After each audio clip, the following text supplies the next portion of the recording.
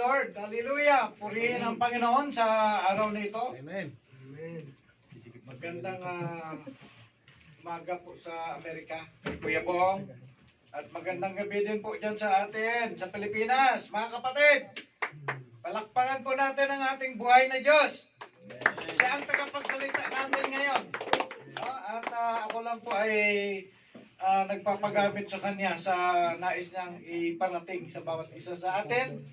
Ako ay nagagalak, ang aking puso po ay umapaw dahil po may mga kapatid po tayo na invited ni Kuya Mark, na mga gwapo, na mga babayan po natin. Kasama po namin sa basketball. Palagi kami naglalaro dito sa Bawade. So, welcome po kayo sa gawain ng Panginoon dito sa TCF. Katulad ng sinabi ng ating kapatid kanina, ang ating iglesia ng TCF ay hindi tayo nag-promote ng reliyon. Na wala kaming pakialam kung ano man ang reliyon ninyo. Ang tinataas lang po dito, ang pinopromote lang po namin dito, ang pangalan ni Jesus Christ. Reliyon is not the key to heaven. Hindi po ang reliyon ang magdala sa atin papunta sa langit. Sa sabi ng kanina, narinig ko doon sa exhortation nating kapatid na sa ating pastor, ang daan lang po papunta sa langit na makarating tayo sa Ama ay through the Lord Jesus Christ. John 14:6, I am the way, the truth, and the life. No one can come to the Father except through me, sabi ni Jesus Christ. So, He is the key. Siya yung susi. Siya yung daan para tayo makakapunta sa langit. Dito po, palagi nating pinag-uusapan ang tungkol sa langit. Kasi bakit, mga kapatid, ang buhay natin dito sa mundo ay hindi eternal. Hindi tayo mabubuhay ng... ngayon, ang average lifespan sa Pilipinas is 75. No? So kung 75, if I will compute that years remaining in my life, I'm already 60, no? 60 years old. Glory to God. So kung papayagan pa po ng Panginoon na ako'y mabuhay, I want to spend the rest of my life serving Him. Because mga kapatid, sa ating ginagalawang mundo ngayon, maraming tao abalang-abala sa maraming mga bagay. Amen. Pero wala silang panahon para sa Panginoon. No? Wala silang panahon para basahin ang salita ng Panginoon or makinig sa salita ng Panginoon. So, tayo ay pinagpala ng Diyos, binigyan niya tayo ng oras at tinawag niya tayo, no, upang dalhin dito sa kanyang sanctuary upang makinig ng salita ng Panginoon. Ito po ay isang pagpapala, ito ay isang opportunity para sa atin upang malaman ang maraming mga katotohanan, no, tungkol sa pananampalataya, tungkol sa Panginoon. Dahil po sa ating pakikinig ng salita ng Panginoon, doon po nabubuo ang ating pananampalataya. Faith cometh by hearing and hearing the Word of God. No? So mga kapatid, I hope na kayo po ay mag-enjoy dito sa paghatid ng salita ng Panginoon. No? Tayo po ay samahan muna ninyo ako sa panalangin. Hallelujah. At ipikit po natin ating mga mata, tayo po natin ating mga ulo. Hallelujah. Panginoon, O Heavenly Father, in the name of our Lord Jesus Christ, and with the fellowshipping of the Holy Spirit, Father, we come before your holy presence, O God, and we lift up, Panginoon, this message unto you, O Lord. Bless this message, Lord, that this message will be a blessing to all your people, O God. Sinabi mo, Panginoon, Lord God, na let those who have ears hear, Panginoon. So, Father, I rebuke all the works of the enemy, all the plans of the enemy to distract us, O God, from hearing thy word, O Lord. And I let loose, Panginoon, Lord God, thy spirit, O God, to move freely in this sanctuary, O God, and let your people, O God, be attentive, O God. Lord, let them be thirsty, Lord, and be hungry, Panginoon, in your word, O Lord. Sinabi mo ganun that does not live in bread alone, but in every word that cometh from thy mouth, O God. So thank you, Lord. We believe, Panginoon, I believe, O God, that today, Panginoon, your people, Lord, will know, Panginoon, what you want them to teach, Panginoon. Maraming salamat, O God. Ito ay hiningi namin sa pangalan ng Panginoon Isus. Amen. Lapakan niya natin ang ating Diyos na buhay. Kanina po, ako po ay nakikinig sa mga distrasyon ng ating MVP, no? Ni Kuya Chris. Napakaganda po ng kanyang mga in-exhort, mga puntos, no? It's related to basketball, no? Yung first five, no? Ano nga yan? Nakalimutan ko na. Discourage. Discourage. Oh. May temptation pa to. Distraction. Ano ba yan? Distraction. No? Napakaganda po. Magandang first timer na nagbigay ng kanyang Bible exhortation pero parang hindi alata. No? Parang pwede na mag-preach. Glory to God. Ako'y natutuwa na lumalago. Makikita yung sabi nga po, your labor in the Lord is not in vain. So hindi nawawala ng kabuluhan pala yung pagtuturo namin. Amen. No? Sa mga kapatid, no? Dahil nakita namin yung parang ikaw yung nagtanim ng palay or tanim ng mga vegetable na yung tinanim mong bini, tumubo, no? Tumubo siya, lumago siya. This is what the Lord want to all of us. Na nais niya lahat tayo ay hindi manatiling banso? Tumangkad dapat tayo. Dapat tumangkad, katulad ng tangkad. Nais niya. Nais ng Panginoon, tumangkad ang ating pananampalataya. He wants us to grow deeper, higher, and wider, stronger. Yan ang nais ng Panginoon. Na ang bawat anak niya ay hindi lamang manatili na parang mahina. Gusto niya tayo po lahat ay magiging matibay na mga anak niya. Sa pagdating ng panahon, sinabi nga ni Tangkad kanina, yung maka-encounter tayo ng mga temptasyon, we can overcome. Because we are an overcomer. Amen? Hindi tayo easily ma-discourage ng mga distraction na dumarating sa ating buhay. Amen? We have, in our Christian life, being a children of God, marami po tayong mga na-encounter, no? Na sabi nga dito, children of God have plenty of opposing forces, no? But nothing can successfully overthrow us. You know why? What's the reason? What's the reason? God allow problems, God allow persecution, God allows different yung maraming mga masamang unos. Masamang unos, ano yun? Bagyo, unos, no? Dumarating sa buhay natin. Disaster. Storms. No? God allows storms to happen in our life. But that storm will not stay na forever. You know, children of God is an overcomer, and the one that will help us overcome this storm in our life is no other than our God. Why? Sabi nga, our enemy, sabi nga ni Tangkad, nag-quote kanina si Tangkad, our enemy is like a what? Roaring lion.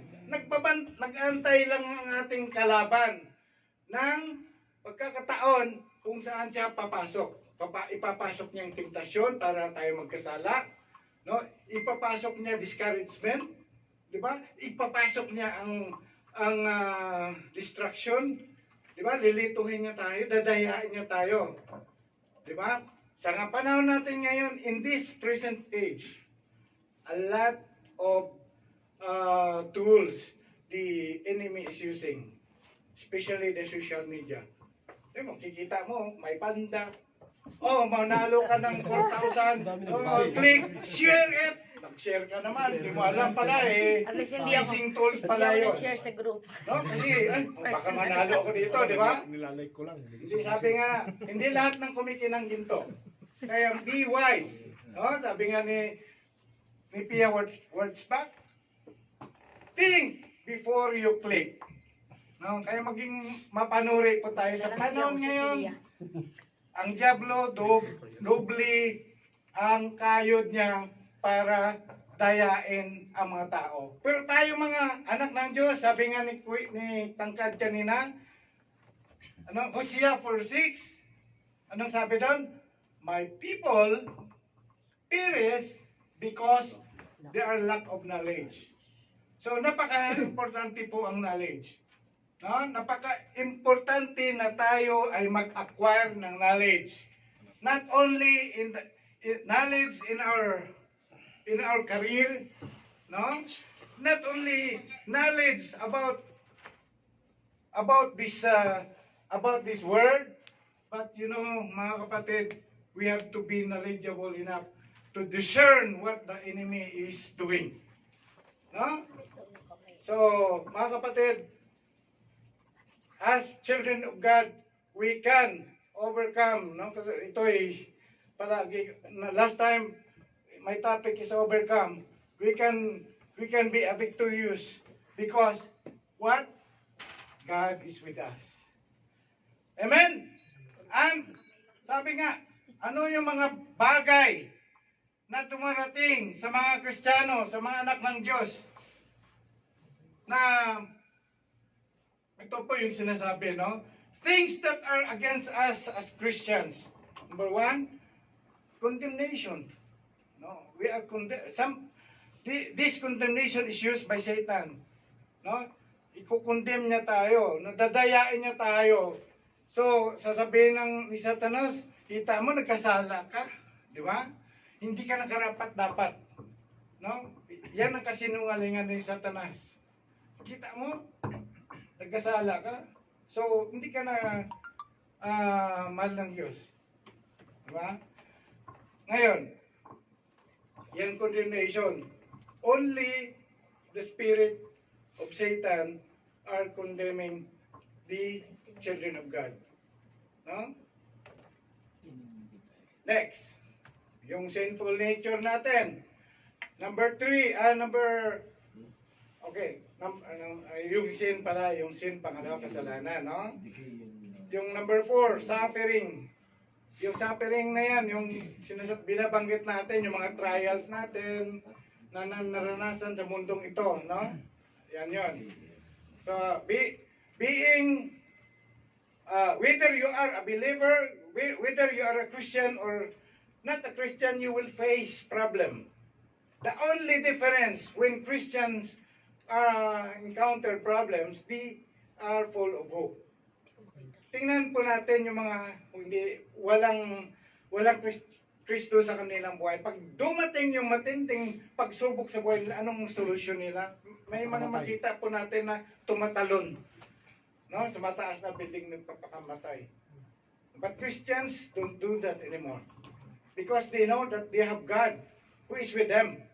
No? Alam nila na mayroon silang Diyos na kakampi po nila. Diba? So, sa mga problema, tumutulong sa kanila sa problema. Sabi nga, come to me, all of you who are weary and burdened, and I will give you rest. No, yan ang pangako ni Jesus Christ. Yan ang sinabi ni Jesus Christ. No? So, mga kapatid, minsan ganun eh. Unbeliever, walang hope. Diba? But we who believe and follow Jesus Christ, we are full of hope. No? We trust God is in control. Amen. Then, decay. We are dying all the time. Pain. Ito yung pain. Ikaw po ay frustrated, ikaw ay iniwanan, ikaw ay namatayan, no? Emotional pain. Di ba? O weakness. Okay, next. Can you show, I want to make it faster. Yeah. Next. Okay, number 1. unang puntos, paano natin malaman na tayo nga ba ay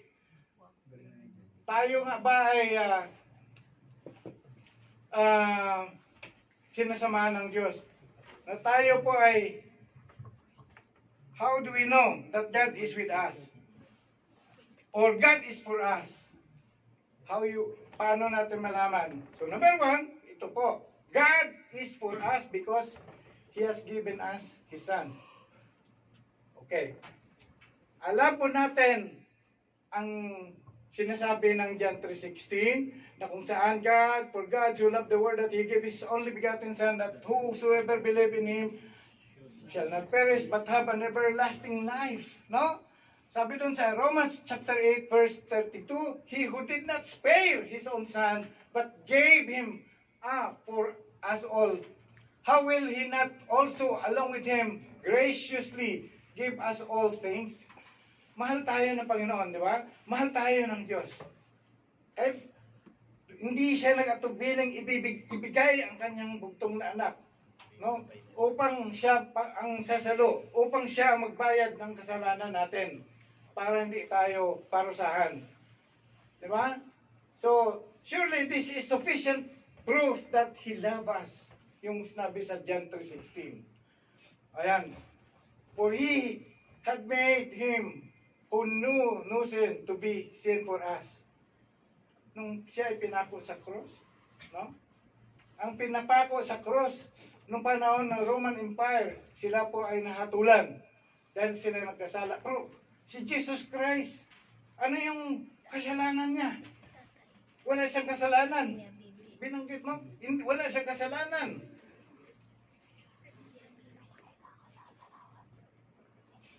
Pero yan ay kaloob ng Diyos.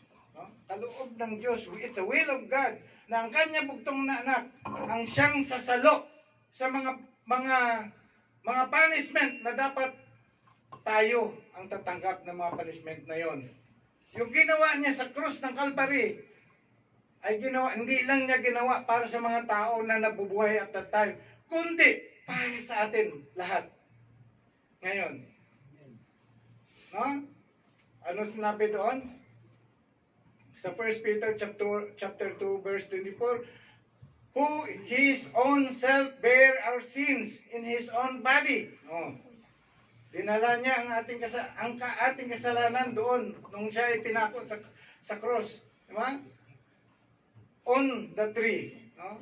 His own body on the tree, that we being dead to sin should live unto righteousness, by whose stripe you were healed. Actually, ginagamit dito sa mga prayer, no? Yung by the stripe of Jesus, we are healed. No, by the stripe of the Lord Jesus, when you are sick, you are healed. But the greatest sickness of a person is, kasalanan. No? Yung kasalanan natin, mga kapatid, kahit ano pang sikap natin, na gagawin, na maging matuwid tayo, maging katanggap mapatawarin tayo ng Diyos sa kasalanan natin, na yung pagkapamaraanan natin, naluluhod tayo simula sa dulo, sa pintuan ng simbahan hanggang doon sa altar, o di kaya parusahan natin yung sarili natin, magpapanata tayo, o di kaya ipapakaw natin sa cross. Hindi yun tatanggapin ng Diyos. Hindi tatanggapin ng Diyos yun. Maraming mga tao na nag-aakala nila doon sa pamagitan ng mga ganung mga panata, sila ay kinakalugdan ng Diyos. Hindi po. It is only by the grace of God. Doon sa Ephesians 2:8 and 9, kaya tayo naliligtas. Hindi dahil sa ating mga gawa. No? Si Jesus Christ, ang ginawa niya doon sa krus ng Kalbaryo, yun ang tunay na hain para tayo ay mapapatawad ng Diyos sa ating mga kasalanan, mga kapatid. So, ang kailangan lang po natin, hindi tayo maniwala sa ating isipan. No? Kailangan tanggapin po natin, paniwalaan po natin sa ating puso na tayo ay niligtas ni Jesus Christ. No? Yung ginawa niya po doon sa krus ng Calvary is enough. At tanggapin po natin yon. At tanggapin po natin si Jesus Christ bilang ating Panginoon. At kaya sinasabi doon, Panginoon at tagapagligtas. Tanggapin po natin yon. Kasi kung tayo gagawa ng paraan para nasa isip natin, gagawa ako, mag-abuloy ako, magbabait ako, akala natin, no? Akala natin yung magsimba ako linggo, ano pa yung mga good works, true good works, no? Hindi yun ang susi upang tayo papatawarin ng Diyos. It's only through His Son, Jesus Christ. Amen. Next, number 2.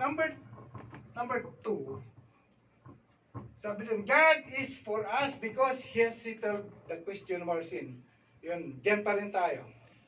Kapag ikaw may utang, di ba? Kapag hindi mo kayang bayaran yung utang mo, di ba? Merong kwento sa Bible na tinawag ng hari ang lahat ng mga nangutang sa kanya.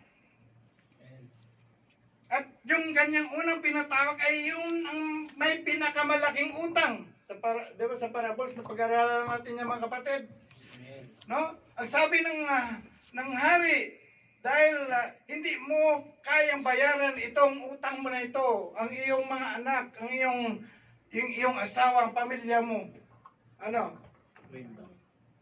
gagawin? Pagtatrabahuin daw doon sa ano. So nakiusap yung taong may utang.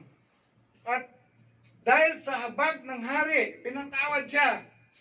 No? Pinatawad. Alam yung pinatawad? Inalis yung utang niya.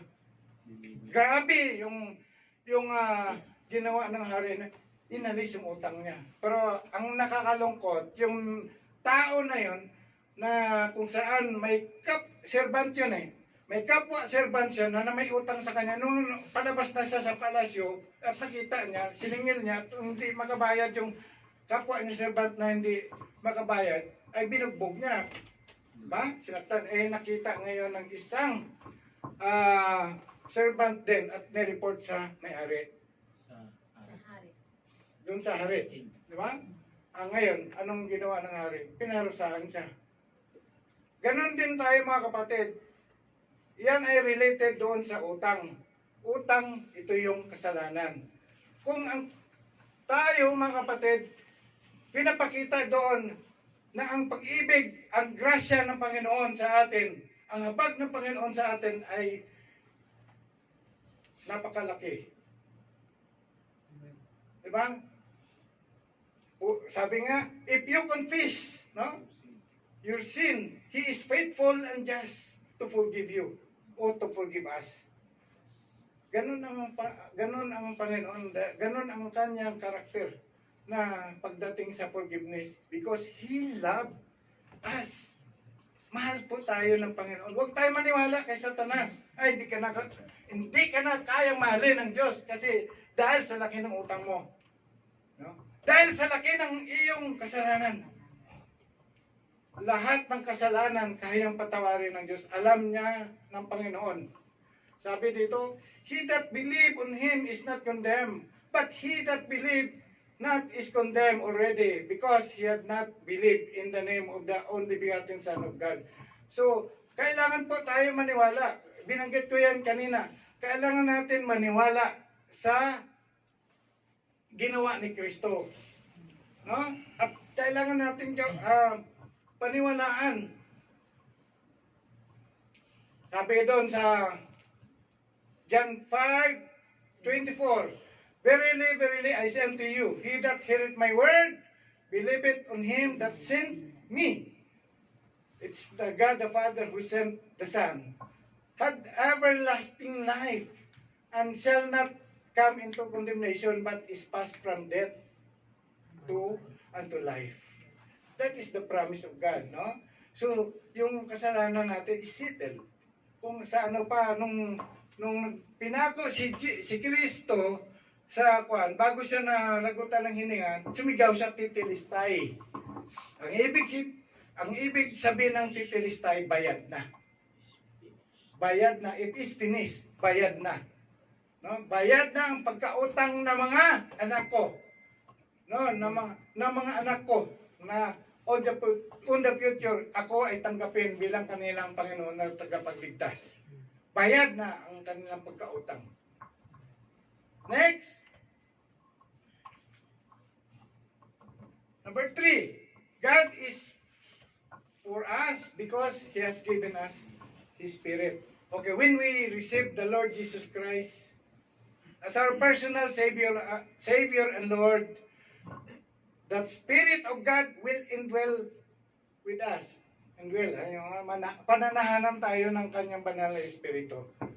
Amen? When Jesus Christ, before Jesus Christ left, He told His disciples, sabi niya, huwag kayong mag-alala. Dahil pagdating ko sa Ama, hihingin ko sa Ama na ipapadala niya ang another counselor. Sabi niya, hindi nyo siya makikita. No, hindi nyo siya makilala dahil hindi siya makikita. Yun ang tinutukoy niya doon is the Holy Spirit. So, when we receive the Lord, our Jesus Christ as our personal Savior and Lord, the Spirit of God will indwell into us. Mag-indwell siya, pananahanan po tayo. Sabi nga ng Bible, don't you know, hindi ba ninyo alam na ang inyong katawan ay templo ng Diyos? Amen. Diba? Ang ibig sabihin nun, ang binabanggit ng templo ng Diyos, yung katawan po natin ay pananahanan ng banal na espiritu. Dalawa lang naman ng espiritu, di ba? Ano yon? Masamang espiritu at banal na espiritu. Anong pipiliin mo doon na mag-indwell sa'yo? Di ba? Sa atin, ayaw natin ng masamang espiritu. Baka mamaya, yung nagnanais ka na magkaroon ka ng masamang espiritu, kung ano yung, di ba? Nakita po natin ito ng mga reaksyon ng mga sinapian na masamang espiritu sa Bible, sa pinag-aralan po natin mga kapatid, di ba? Mas di maganda, no? Wala sila sa sarili nila. Kaya maraming tao na parang yung bituka sa paggawa ng mga sama kasi hindi banal na espiritu ang nananahan sa kanila. So if you want if you want your life be changed, pag nanaisin mo mga kapatid, desire to have the Holy Spirit in your life. No? Kaya may mga vices, may mga bisyo, may mga expression na yung mga ginagawa natin, minsan hindi natin kayang tanggalin. Bakit? Kasi kung mayroon tayong banal na espiritu, mayroon tayong conviction. Yung mga bagay, yung mga practices na hindi naging kalugod-lugod sa God, ay hindi natin matanggal kung wala tayong banal na espiritu sa buhay natin. Because the Holy Spirit is the one now operating in the life of a Christian. Ang banal na espiritu. When you pray, if you don't know how to pray,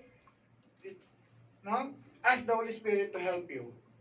Because He is the helper. He is the teacher.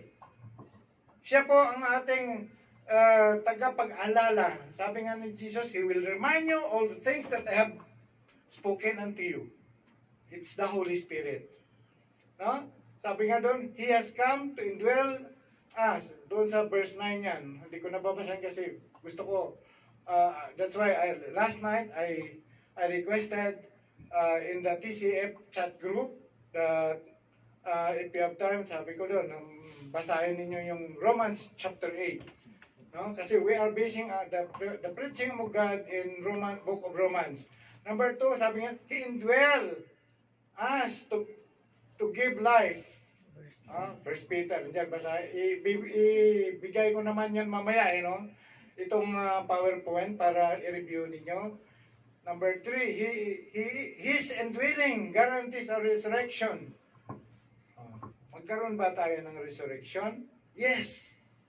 If we die, no, when we die, and when the Lord Jesus Christ came back, no, in the second coming, magkaroon po tayo ng bodily resurrection. Maging glorified body po tayo. No? Magkaroon po tayo ng glorified body to be with the Lord in heaven. Okay?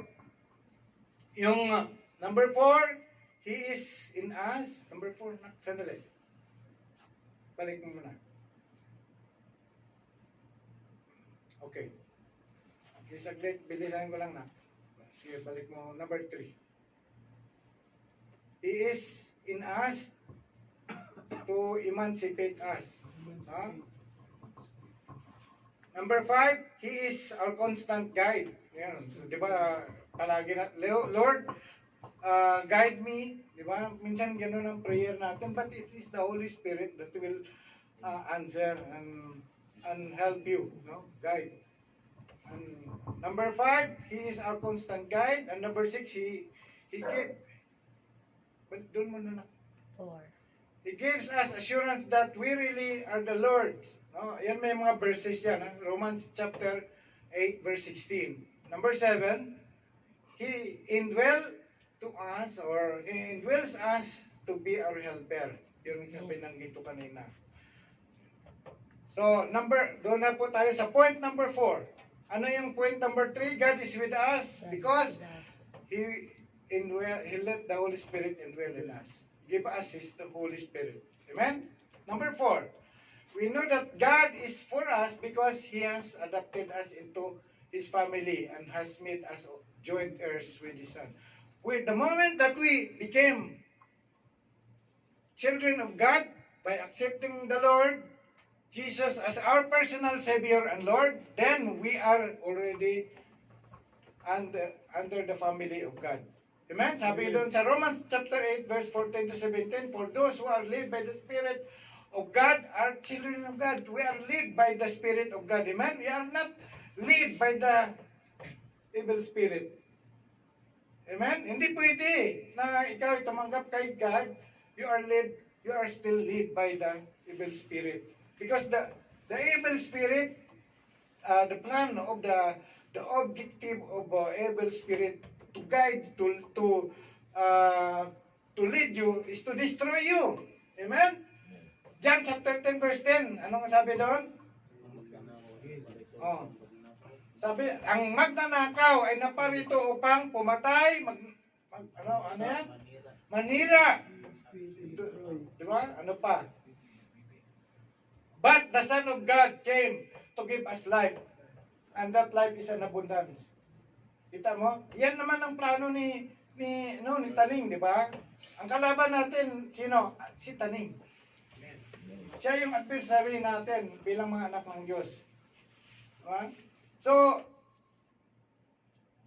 we will not allow, do not let the evil spirit lead you in your life. You know, it's easy to discern if a person is led by the bad spirit or the evil spirit. Amen? Madali lang eh. And you will discern what you are doing is for the Lord or not from the Lord.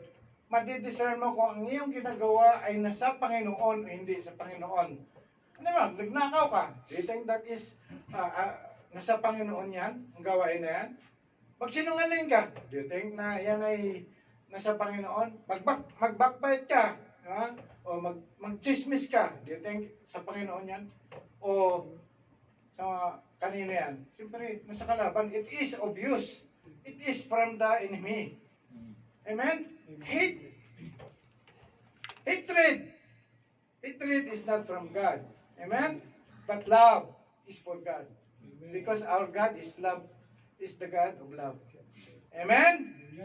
Oh. So, ito ang sinabi, verse 15, sinabi, the Spirit you receive does not make you slaves. Oh, yung Espiritu na ating natatanggap. The moment we we accept our Lord Jesus Christ as our personal Savior and Lord. We receive the Holy Spirit, so the Spirit you receive does not make you slaves, so that you live in fear again. Yung pagiging matakutin, di ba? Yung pagiging matakutin, you have a lot of fear. The reason you are na naging matakutin ka ay your lack of trust to God. Amen? Ganun yun. Maraming mga phobia. Ang tao, diba? May mga phobia, takot sa ipis, takot sa daga. Na ganon. Di ba?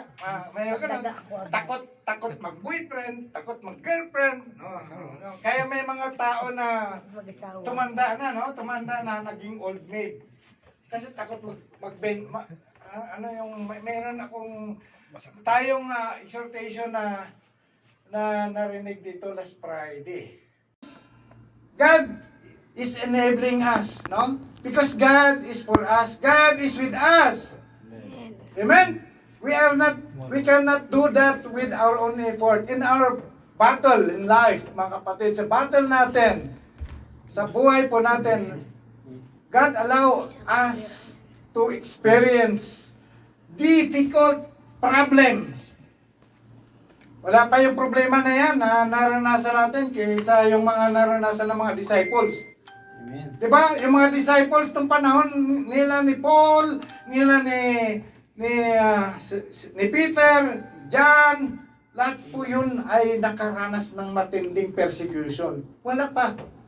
Diba? Iba't ibang klaseng pagpatay sa kanila, but they did not lose hope. Hindi sila nagpa-apekto sa tawag sa kanilang calling, sa kanilang mission na inutos ni Jesus Christ to spread the gospel, mga kapatid. Sa atin, we know God, the enemy is operating to distract us, to discourage us, to stop us in our service to God. Nais ng diablo, patigilin tayo, bigyan niya tayo ng problema, no? But, God is in control because He is with us. He is for us. Amen? Okay, next. Sabi nga doon sa verse, continued, verse 15, the Spirit you receive does not make you slave so that you live in fear again. Rather, the Spirit you receive brought about your adoption to sonship. No? And by Him we cry, Abba, Father. Verse 16, the Spirit Himself testifies with our spirit that we are God's children. Ang banal na Espiritu, nagtitestify, maramdaman po natin yan na tayo ay anak ng Diyos. Amen? Naramdaman ba ninyo mga kapatid? Na kayo anak ng Diyos o anak ng Diablo? Saan kayo? Naramdaman ba ninyo kayo ay anak ng Diyos? Amen! Yes, kailangan sabihin mo sa sarili mo, anak ako ng Diyos. God is with me. Amen? Ganun.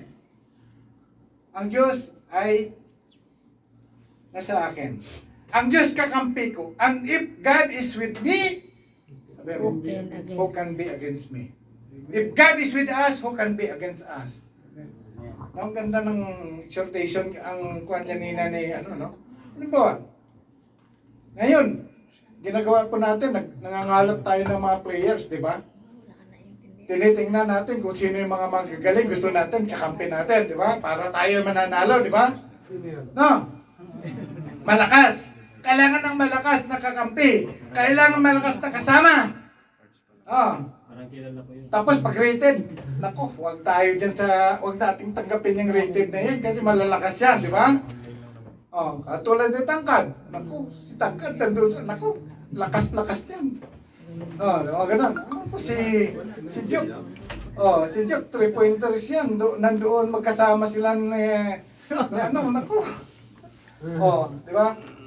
Sa atin, sa buhay po natin, kailangan nating mayroong malakas na nasa atin. Amen? Because if someone who is strong is with us, I assured you mga kapatid that we are untouchable. Amen?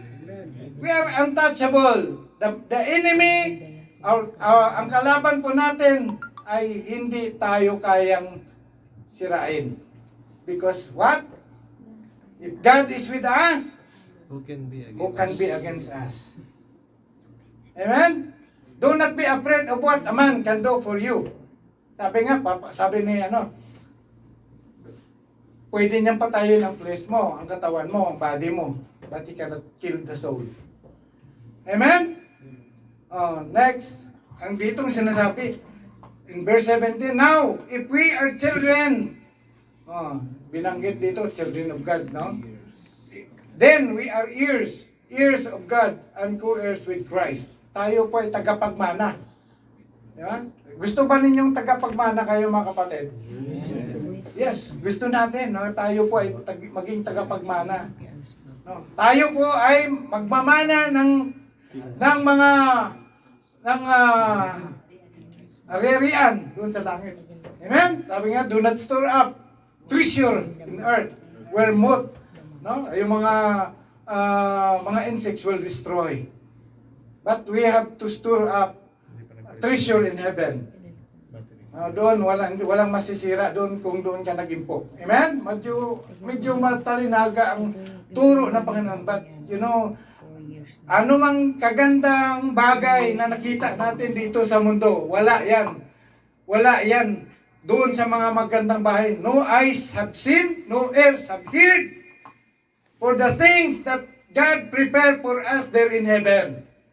Amen? Yan po. So, if indeed we share in His suffering in order that we may also share His glory. Sinabi ni Paul ito. Because, of course, Paul experienced suffering sa kanyang paglilingkod. Diba? Ilang beses siya kinulong? Nakaranas siyang kinulong. Tayo ba sa paglilingkod natin sa Diyos, nakulong na ba tayo? Hindi pa na. Minsan, inaalaw ng Diyos na may mag-persecute sa atin, tutuyain tayo ng mga tao, no? Pagtatawanan po tayo, no? Okay, next. Number 5. God is for us because He has promised that all things will work together for our good. Verse 28 ng Romans. Ano sinabi dyan? And we know that in all things God works for the good of those who love Him, who have been called according to His purpose. Sometimes we term this as a blessing in what? Blessing in disguise. Blessing in disguise. If we know the history of Joseph the Dreamer, di ba? Maybe the devil meant it for good. Sabi nga, no? Maaring ito sa kaisipan ng kalaban ng diablo, ito po ay para sa ikakasama niya, maybe the devil meant it for bad. But God allowed this for good purpose. At makita po natin kung ano nangyari sa buhay ni Joseph, di ba? Joseph the Dreamer. Alam po natin kung anong mga naranasan niya. Inulog ng kanyang mga kapatid sa balon, di ba? Pininta sa Egyptian. Yung pagpunta niya doon sa Egypt, yun pala ay susi para siya bibigyan ng malaking pagpapala. Diba? Sometimes God allow us things a situation to happen in our life because God has a purpose para ma-accomplish ang plano niya. Amen? Kaya minsan siguro, inaalaw ng Diyos na pumunta sila ni Babes dito. No? Dito sa Jeddah from the mom. Because God has a purpose to let Jipoy meet Babes. Si Mahart. Para ma-meet niya yung kanyang Mahart. Diba? Malapit ng ikakasal. No? So, mga bagay naranasan po natin yan sa buhay po natin. Na minsan pangit. Diba? Pero at sa likod pala nun, ay inalaw ng Diyos para matupad yung plano niya, para ma-accomplish yung plano niya. Amen? Next, many things appear to be working against us, but He causes even this to work for our good. Okay? Ito po yung number 5. Tandaan nyo, baka mamaya magtanong uli ako. Number 6. Ito na po, Ate Jen, ang pinakahuli. Kasi nag-promise ang Queen na iklian ko lang yung preaching ko. Okay. Next! The last but not the least. Okay. Sabi doon, God is for us because He has guaranteed our eternal security. Basahin po natin ang verse 35 ng Romans. Sabi doon, who shall separate us from the love of Christ? Who can separate us from the love of Christ? Ano? Shall trouble, or hardship, or persecution, or famine, or nakedness, or danger, or sword? As it is written, for your sake we face death all day long. We are considered as sheep to be slaughtered. Verse 37. No, in all these things, we are more than conquerors. Huh? We are more than conquerors through Him who loves us. O, sabi nga, we are more than conquerors. Kita mo yung mga conquerors, TCF conquerors, they are full of hope. Hindi sila nawawalan. Conquerors pa rin yung pangalan ng team nila. Sabi nga ni Tangkad, mananalo na sila kasi nandun na siya. Amen? Ngayon, pag-uwi ni Pastor Edwin sa bahay nila, ano nangyari? Ano nangyari sa laro niya? O, di ba yung masasabi na ni Pastor Edwin na, panalo kami? Di ba? O, sige, hindi ka na maglabag buong isang linggo. Hindi ka na mag-plan sa buong isang linggo. O, di ba? Ang problema doon,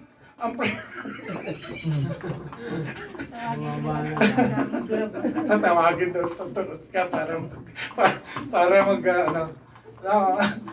Okay, tingnan mo niyo mga kapatid. Sabi niya doon verse 37, no, in all these things we are more than conquerors through Him who loves us. Verse 38, for I am convinced that neither death, take note ninyo, sinabi ni Paul, kumbinsi siya, no? For I am convinced that neither death, nor life, neither angels, nor demons, neither the present, nor the future, nor any powers, neither height or depth, or anything else in all creation will be able to separate us from the love of God that is in Christ Jesus, our Lord.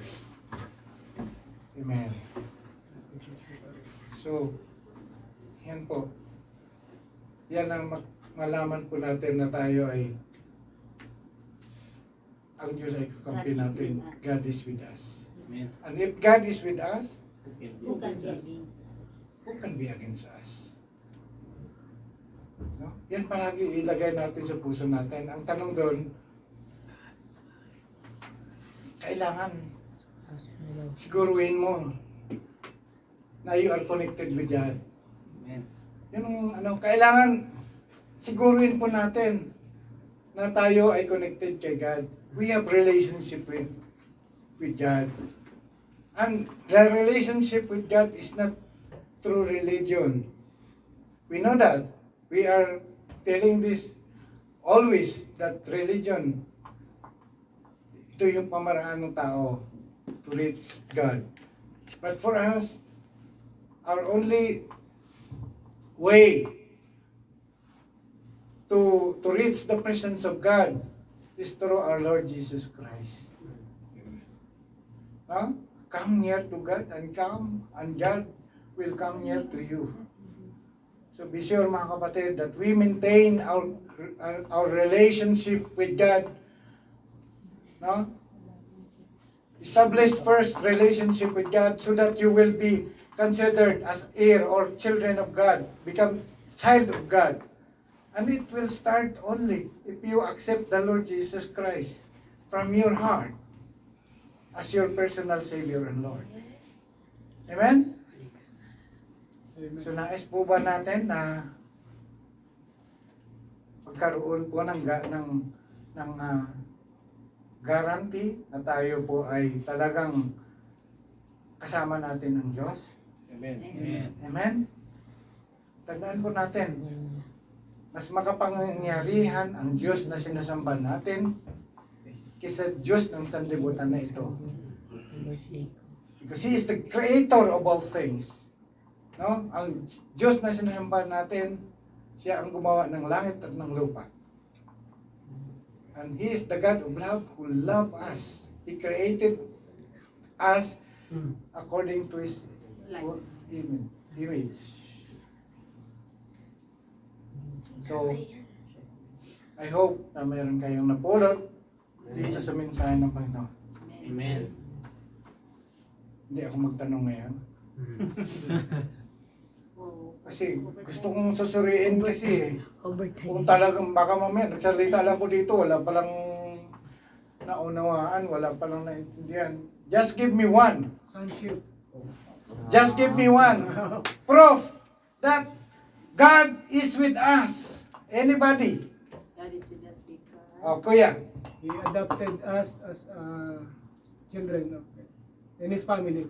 Okay. So, God adopted us to be His children. Amen. Next, sino pa po yung kwan? Oh, kuya. God is Sabi ko kay Kuya Bong, magtatanong. Kasi Kuya Bong, kagabi, ba? Opo. Sabi ko talaga magtanong ako kasi ang mood ng preaching ko is preaching and teaching. Okay na. God is for us because He guaranteed our eternal security. Okay. So, eternal security. Who can separate?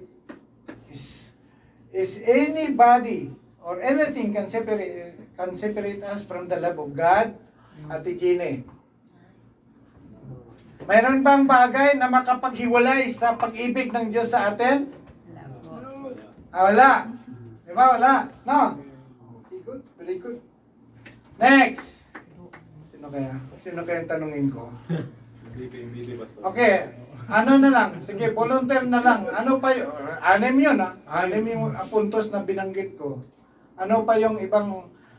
just give me only one. Hindi ko pinamemorize yung anim. Kasi mamaya isesend ko pa sa PowerPoint natin yan eh. Sa chat group. Ano yung una? God is with us because He gave us what?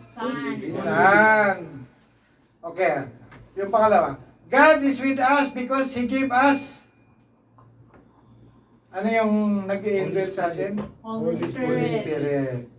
Amen. Diba number 3? Okay, so- Si Spirit. Number 3 yun eh. Number 3. O sige, Number o sige. Kahit hindi in sequence. Sige, ano pa? Yung number 3 tayo. Number 2, Waves. Anong number 2? Number 3. Yes, settle the question. 3. The seed. He settled the question of sin. Oh. We are forgiven. Amen?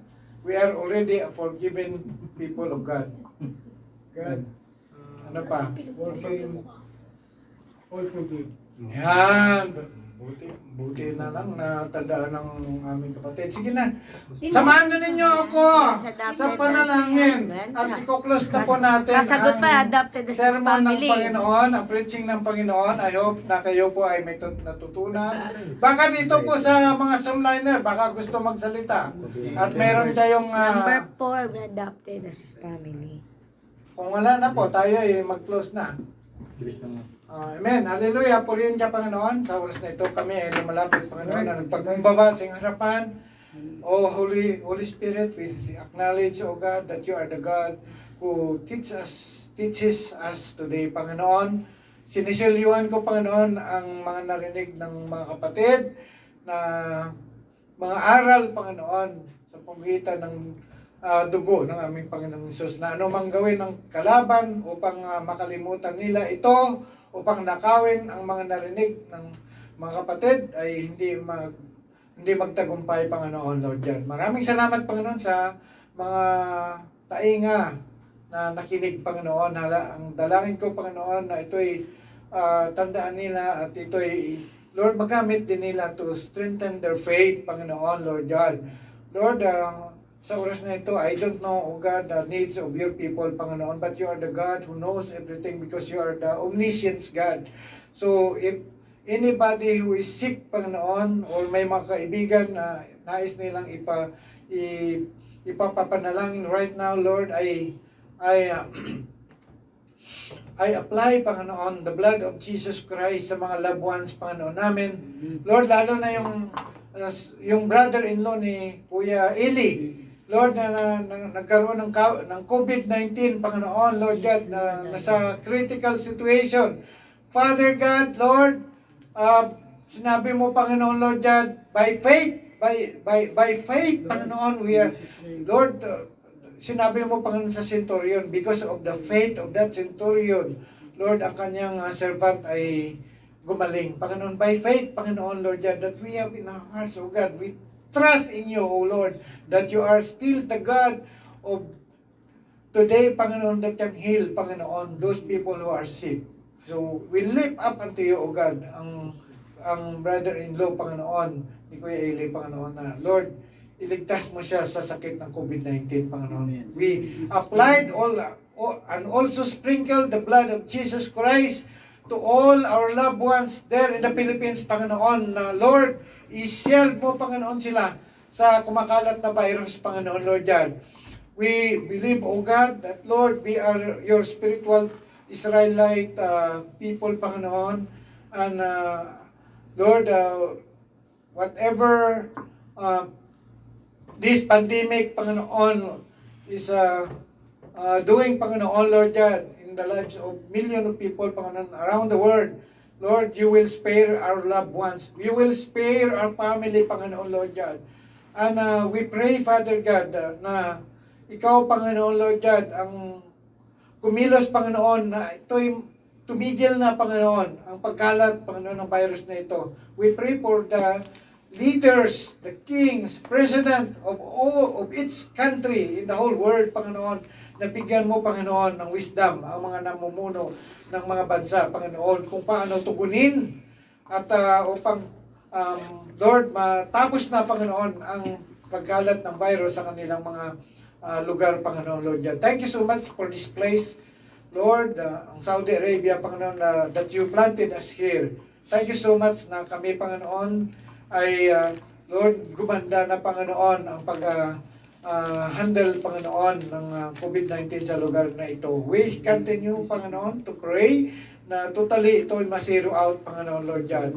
Father, we pray for those company who are affected, Panginoon, by this pandemic, Panginoon, Lord, especially, Panginoon, ang mga company na nag-struggle, Panginoon, financially, Panginoon. We pray, Panginoon, na ikaw, Panginoon, ang kumilos, Panginoon, na ma-revive ang mga company nito. We pray also for our church, Panginoon, dito sa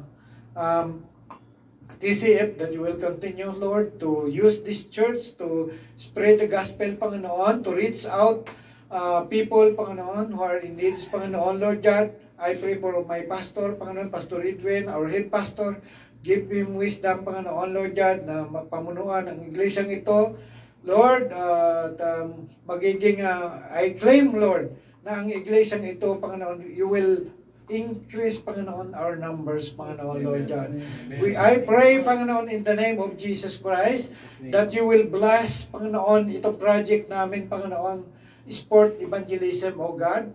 Lord, we pray for all the invited new players, Panginoon, ng basketball, na magiging, Lord, ma-enjoy nila ang aming fellowship, Panginoon, Lord God. At ma-enjoy nila, Panginoon, maging ang aming gagawing mga pag-aaral, Panginoon, Lord God. Lord, I know, Panginoon, that you are the God who is the God, Jehovah Jireh. Lord, you will pour out your blessing upon our church, Panginoon, that you will ikaw ang magpuno ng mga pangailangan namin financially, Panginoon, dito, lalo na, Lord, sa aming gagawin, Panginoon, na pag-repair ng isang kwarto doon upang ilipat ang sanctuary mo doon, O God.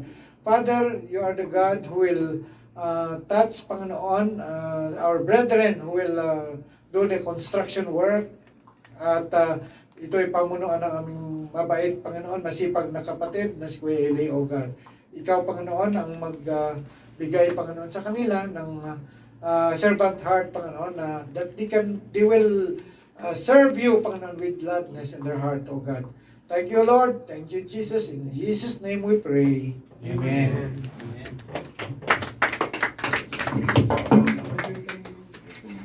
Kuya Jeff yun.